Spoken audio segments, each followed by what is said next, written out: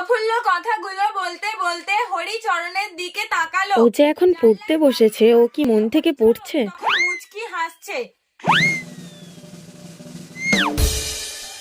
যাই আলোটা অফ করে দিই। তার মধ্যে বাইরে মানু বলছি অনেক রাত হয়ে গেছে, তুই এবার ঘুমিয়ে পড়, বুঝলি তো?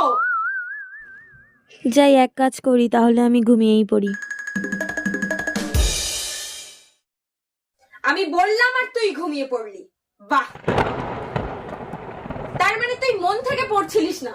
আমি যাতে তোকে না বকি আমার ভয়েতে তুই পড়তে বসেছিলিস, তাই তো? এই দেখ, সামনে তোর মাধ্যমিক পরীক্ষা, নিজের মন থেকে যদি না পড়িস, ফার্স্ট ডিভিশন তো দূরের কথা, তুই থার্ড ডিভিশনও পাবি না, ফেল করবি একেবারে। পরীক্ষায় ফেল করলে একটা ঝড়া কিনে দেবো, গোবর গুঁড়োতে যাবি।